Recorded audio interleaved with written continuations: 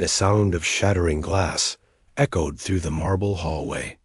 Blood smeared across the tiles as a shadow moved swiftly through the dimly lit corridor. Someone was dying, and someone else had just saved his life.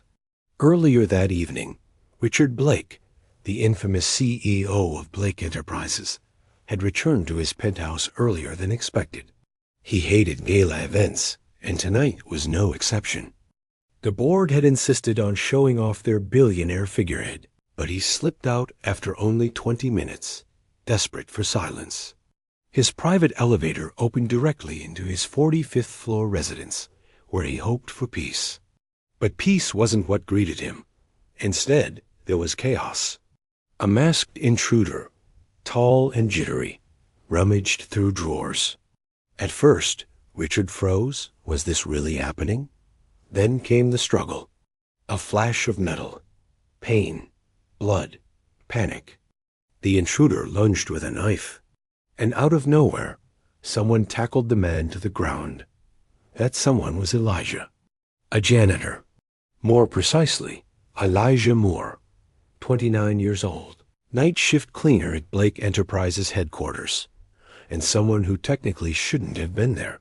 But Richard had hired him personally, after noticing Elijah always read medical textbooks during his lunch breaks, wiping tables at a university hospital cafe.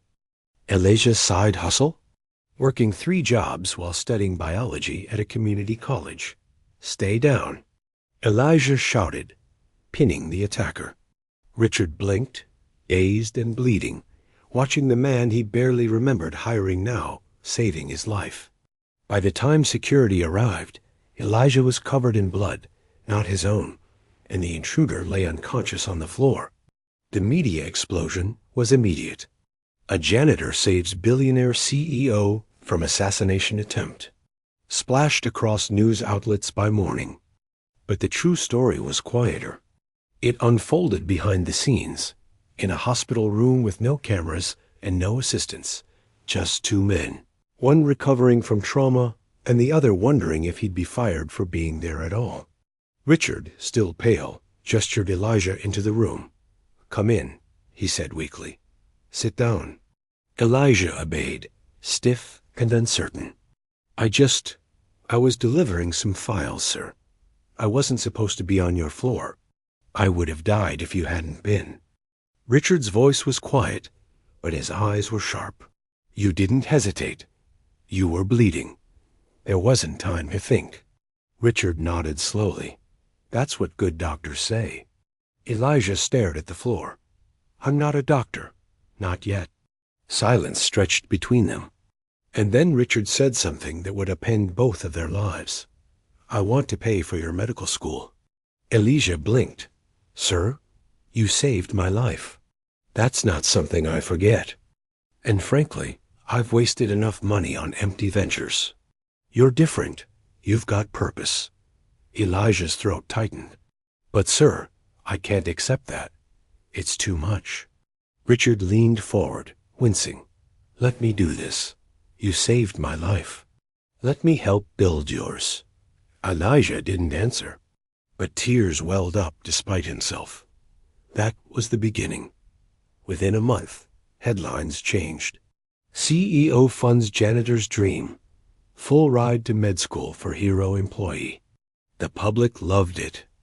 Articles called Richard a reformed billionaire, a man of conscience. They painted Elijah as a modern-day Good Samaritan. The scholarship foundation Richard created in Elijah's name went viral. But inside the Blake family, not everyone was celebrating. "I don't understand," grumbled Devin Blake, Richard's eldest son, sitting in the family boardroom. "We're diverting assets from the Blake Trust to sponsor one employee's career?" "He's not just one employee," Richard snapped. "He saved my life." Devin's lip curled. "So did your surgeon." "We didn't send him to Harvard." Richard's daughter, Celeste, remained silent, but her narrowed eyes betrayed her thoughts. To her, Elijah was a threat, a stranger with unearned access to their world. "Dad," Devin pressed, "what's the endgame here?" "You're building him a future while dismantling ours." Richard stood, fury trembling beneath his skin. If your future is so fragile that it shatters over one act of gratitude, then maybe it wasn't worth protecting. Devon said nothing, but the tension that filled the room was thick and sharp, and it didn't fade. As Elijah settled into his new life, a full ride at an elite medical school, a modest apartment paid for by the foundation, and zero-debt Richard checked in regularly. They met for dinner monthly. They exchanged long conversations about ambition, struggle, justice. But the deeper Elijah stepped into the halls of privilege, the more the whispers grew around him. You're the charity case, right?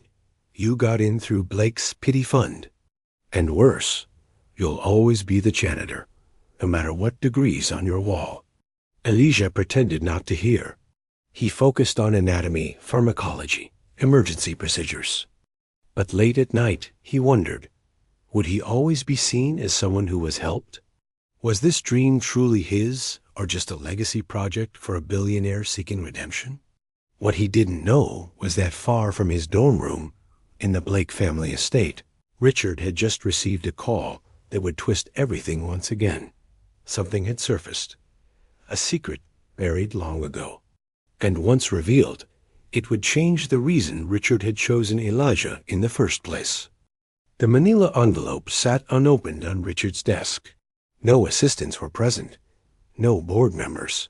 Just him, the ticking of a vintage clock, and the weight of an old decision coming back to haunt him.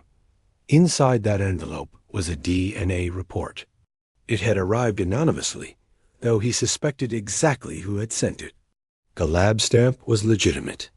The name printed at the top was unmistakable. Elijah Moore. And below that, the result. 99.8% probability of biological relationship. Richard's throat tightened. He stared at the report like it might burst into flames. 29 years ago, during a brief, bitter separation from his then-wife, he'd made a mistake. No, not a mistake. A choice. He had fallen for a woman working as a nurse at a free clinic his company sponsored. Her name was Renee Moore. She had left suddenly after their brief affair ended, refusing money or contact. Now he knew why. She had been pregnant. And she had raised the boy alone. Elijah. A child he had never met until the night that boy had saved his life. Richard felt a cold shiver crawl down his spine. All this time, he thought he had been repaying a debt of honor. But was it something deeper? Was it guilt that had pulled Elijah into his life? Or something cosmic, something written in blood? He poured himself a drink he didn't want. The glass trembled in his hand. He couldn't tell Elijah. Not yet. Not until he was certain what to do. Across the city, Elijah was struggling with a different weight. He had just failed his cardiology practical. "You're smart, Elijah," his advisor told him, handing back the red-marked report. "But you're pushing too hard. You haven't slept, have you?" "I'm fine," Elijah replied, lying. The truth was, he hadn't been fine for weeks. Ever since the whispers started. Ever since Devon Blake had approached him outside a charity gala with a smile too sharp to be kind. "You know you're a mascot, right?" Devon had whispered. "A story my father tells to sleep better at night." Elijah had said nothing, but the words festered inside. He didn't want to be a symbol. He wanted to be worthy. But how could he outrun the narrative that had already defined him? At their next dinner, Richard watched Elijah carefully. "You're tired," he said. "I'm trying to keep up. You don't have to prove anything to me." Elijah's gaze hardened. "I'm not doing this for you." That surprised Richard, but it also made him proud. He smiled softly. "Good." Then silence. And then Elijah asked the one question Richard feared most. "Why me?" Richard blinked. "What do you mean? Out of all your employees, all the people who've worked for you, why choose me to help?" Richard didn't answer immediately. Instead, he looked away, toward the skyline beyond the restaurant window. "I'll tell you," he said eventually. "But not today." The next morning, Richard called his lawyer. "I want to make changes to my will," he said. "I suspected as much," the lawyer replied. "How large a stake are we talking?" 30% of the Blake family trust. There was a long pause. "That will not go over well with your children." "It's not their decision. You know this opens the door to complications. Legal contests, press coverage. I don't care. If I die without doing this, I'll have failed twice." The papers were drawn, signed, sealed, and Devin found out within 2 weeks. "You're insane," Devin growled, storming into his father's study. "You're giving a third of our legacy to some ex-janitor? For what gratitude? Guilt? What is it, Dad?" Richard stood, calm, composed. "You'll watch your tone when speaking about your brother." The room froze.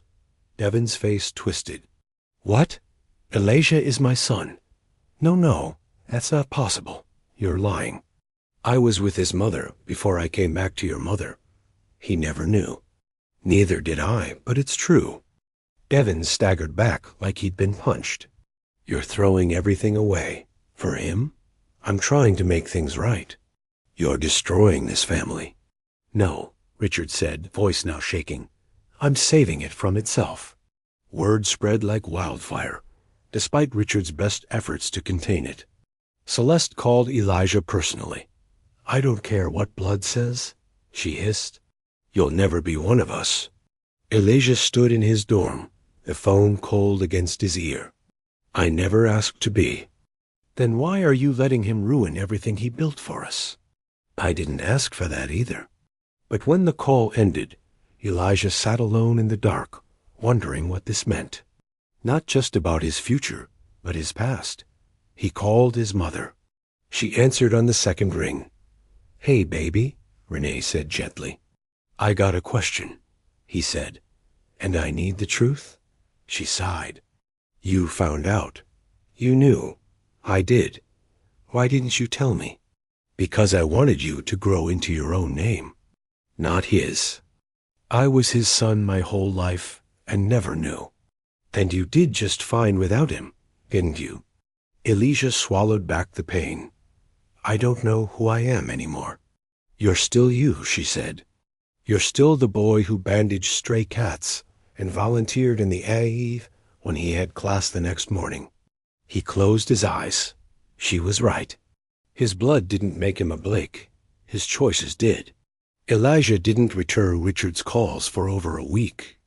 Not because he was angry, but because he didn't know how to respond. He was used to struggle, to being underestimated, to doing things the hard way. But this revelation had shifted the ground beneath him. Every success, every challenge, every job he'd taken to pay the bills, it all looked different now. He wasn't just some poor kid trying to climb. He was the invisible heir to one of the largest corporate fortunes in the country. And he wanted none of it.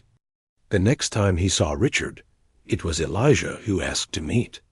They sat in the greenhouse behind the Blake estate, where Richard often went to escape the cold boardrooms and colder conversations.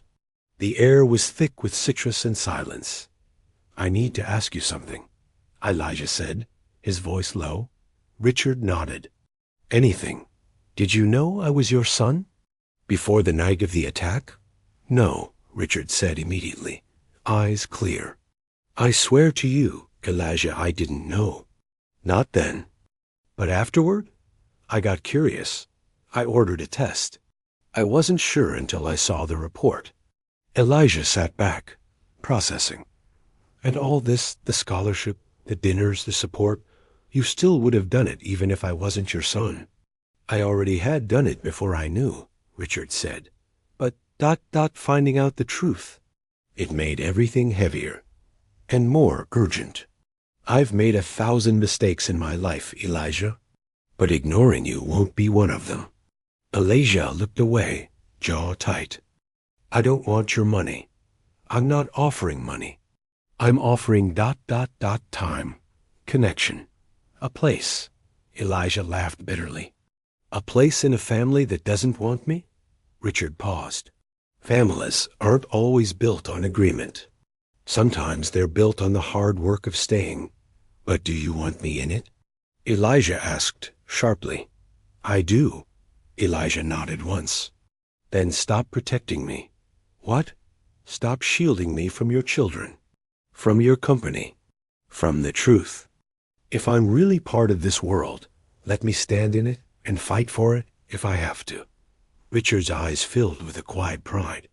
You sound like me when I started Blake Enterprises. Elijah gave a faint smile. Except I still mop floors. Not for much longer, Richard said. The following week, Elijah received an email from the Blake Foundation's board. He was being invited to serve as a junior liaison between the foundation and several hospital research initiatives. It was a real position with visibility, responsibility, and consequences. And it didn't take long for the backlash to begin. This is nepotism dressed up in philanthropy, read one anonymous article online. Elijah Moore, son of a scandal or savior in the making, read another. When Elijah arrived at his first public speaking engagement as part of the foundation, a protester held a sign that read, From janitor to CEO's pet bought, not earned. He stood at the podium, staring out at the crowd, throat dry, and then he spoke. I've spent most of my life cleaning up after people, he began. Not metaphorically, literally, offices, bathrooms, hallways, a few chuckles. But during that time, I also studied. I learned about biology while scrubbing floors in hospital labs. I memorized textbook pages in supply closets. I took night classes after 12-hour shifts. Silence now. I didn't know who my father was until recently. And maybe some people think that changed my path. But it didn't. I was already walking this road. He just handed me a better pair of shoes. The room applauded. But outside, in the shadows, Devin watched, seething and plotting. It was a Thursday night when Richard collapsed in the boardroom. He had been working late, his usual habit, reviewing quarterly reports and dealing with the fallout of the Elijah scandal.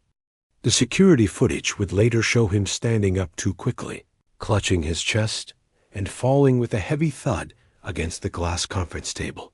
It was Devin who found him, and Devin who made the call, but not before deleting one file from Richard's personal laptop. The file was labeled amendment_final_estate.pdf.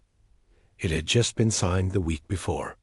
The file granted Elijah not just a stake in the trust, but voting rights on the board. By the time Elijah arrived at the hospital, Richard was unconscious and intubated. The doctor pulled him aside. Massive stroke. We're doing everything we can. Elijah sat beside his father's bed in silence. His hands trembled, not from fear, but from the weight of too many things left unsaid. He whispered, Don't go now. Not before we finish this. Devin arrived 2 hours later, flanked by lawyers. We need to talk, he said coldly. About the estate, Elijah stood slowly. Now's not the time. Actually, Devin said, handing him a document. It is. It was a revised will. The trust's most recent version had vanished. This one older made no mention of Elijah. Convenient, Elijah murmured, almost like someone erased me. Devin smiled faintly. Or maybe my father came to his senses. Elijah stared at him. He never needed to leave me anything. Then don't expect it now. But I will fight it, Elijah said. Not for money, for truth. For what he wanted. Devin stepped closer. Truth doesn't matter when the evidence is gone. Elijah's jaw clenched, but he didn't say another word. Instead, he walked away and began to plan. 2 days later, Richard remained unconscious, his brain activity stable but minimal. Machines beeped steadily. Elijah hadn't left his side, except once, just long enough to meet with a lawyer of his own. A woman named Angela Ruiz, sharp, calm, relentless. You're not trying to claim the money, she said, looking over the documents Elijah had brought. You want to prove what your father wanted. Yes. Then we'll need to prove the last version of his will existed and was tampered with. He saved it on his laptop. Devin had access. Do you have any backups? Elijah shook his head. No, but maybe. He opened his phone and pulled up a screenshot Richard had once texted him. Just a fragment of a document Richard had wanted to show off. Angela zoomed in. This looks like part of a legal amendment. If we can match this to a draft at the law firm that manages the Blake Trust, we might have a case. Might? They'll fight it. Especially if Richard dies. Elijah's stomach turned. He returned to the hospital that evening and sat again at Richard's bedside. Don't you dare leave now, he whispered. You've built a legacy. Don't let them twist it into something it was never meant to be. As if hearing him, Richard stirred. His eyelids fluttered. Elijah. His voice was cracked and broken. I'm here, Elijah said, standing quickly. I tried. To fix it, Richard gasped. Devin, and then alarm screamed. Nurses burst into the room. Elijah was pushed back, helpless, watching as his father's body seized in a violent spasm. Then stillness, flatline, and silence. The funeral was private. The tabloids circled like vultures outside the Blake estate, but only a small crowd was allowed in. Devin gave the eulogy. He spoke of business, legacy, hard work. He never mentioned Elijah. Celeste sat like ice incarnate. Elijah stood alone, watching from the back. Angela stood beside him. I have good news, she whispered. I got in touch with the law firm. There's a paper trail. They confirmed a final amendment was signed. Elijah's breath caught. But, she continued, the signed copy is missing. And Devin claims he never saw it. He deleted it, probably. But unless we prove that, I'll prove it. Later that evening, Elijah found an unlikely ally. Mark Riley Richards' longtime personal assistant. I know Devin erased something, Mark whispered. He was in the office late that night. He asked me to wipe the backups. I refused. You have something? Mark handed Elijah a flash drive. One of the external backups he didn't know about. Elijah plugged it into his laptop. There it was, the final amendment. The same one Richard had signed, time-stamped, archived, secure. You're going public? Mark asked. No, Elijah said. I'm going to the board. The Blake Enterprises boardroom was packed. Every shareholder, every director, every legal advisor. Even Devin and Celeste were there, seated at the head of the long table like royalty presiding over a trial. Elijah entered calmly. Some of the older board members gave him a nod. Most didn't. Angela stood beside him. Devin leaned forward. This is a business meeting, not a therapy session. Angela spoke sharply. My client is here because your father intended for him to have board voting rights as per the final amendment to his estate. An amendment that conveniently vanished, Celeste scoffed. Angela handed the printed file to the board chair. Backed up, time-stamped, and verified by the legal firm. We also have a statement from Mark Riley. Devin paled slightly. The chair reviewed the document. His face grew still. Is this real? Someone whispered. Looks legitimate, another murmured. This changes everything. Devin stood, fists clenched. He doesn't belong here. He's not Blake blood. The room fell silent. Elijah stepped forward. You're right, he said quietly. I'm not a Blake by upbringing, not by legacy, but I am his son. And I am the man he trusted to carry part of this forward. You were a janitor, Celeste spat. I still am, Elijah replied. I just clean different messes now. The board laughed softly at that.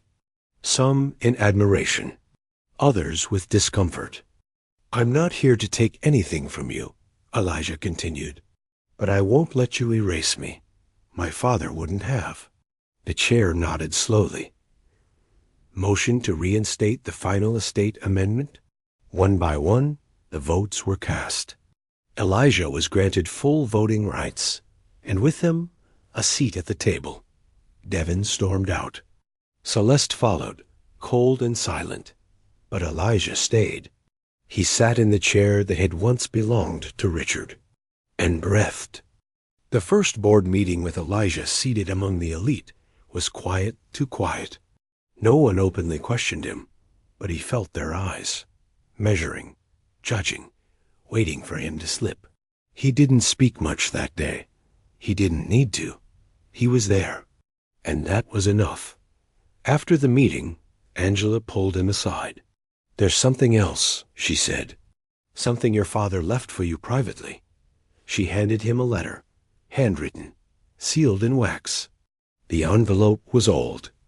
Elijah's fingers trembled as he broke the seal. Inside, Richard's script flowed in confident strokes. "Elijah, if you're reading this, it means I didn't get to say these things in person. And I hate that. I made a mistake not knowing you. But it would have been a greater mistake to leave this world without trying to make it right. You don't owe me anything, not my name, not my wealth, not even forgiveness. What you do owe to yourself is the freedom to rise without shame, to stop proving your worth to people who'll never see it. I see it. I always did. And that's why I built something else. Something not even Devin or Celeste know about. Attached was a key, a physical metallic key."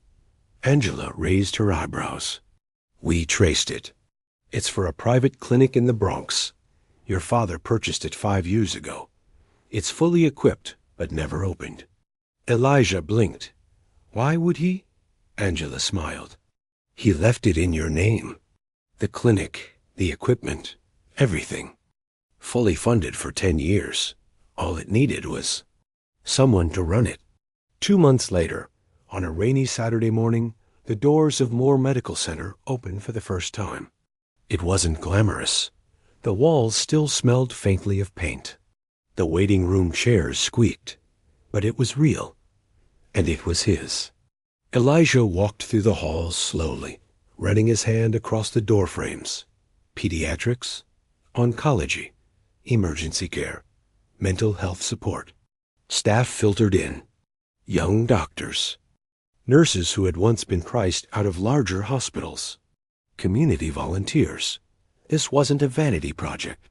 It was a revolution built in bricks and bloodline. Outside, the press waited. Reporters jostled for space, hoping for a headline. Elijah stepped up to the podium. "I'm not here as a CEO's son," he said. "I'm not here because I inherited something. I'm here because I believe in a world where a janitor can become a doctor and where a forgotten street corner can become a lifeline." He paused. "My father left me many things, but this was the only part that mattered." Then he walked back inside. No red carpet, no luxury car, just purpose. Devin watched the coverage from a high-rise office, jaw clenched. Celeste stood beside him, arms folded.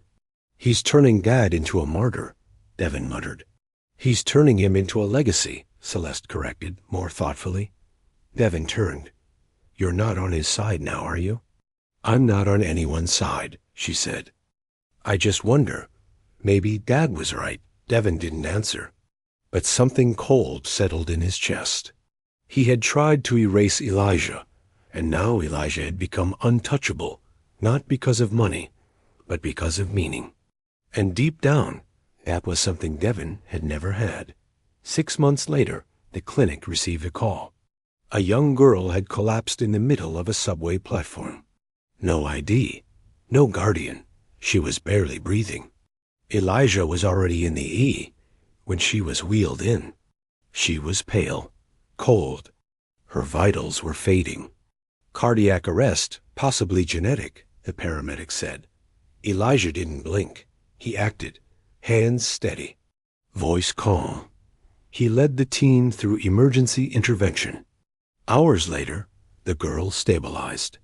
And when she opened her eyes, Elijah knelt beside her. "You're safe now," he said gently. "You're at Moore Medical." She stared at him, then whispered, "Are you the one they talk about on TV? The janitor who became a doctor?" He smiled. "Something like that." She smiled back, weak but alive. And in that moment, Elijah felt it not fame, not fortune, but fulfillment. He was exactly where he was supposed to be.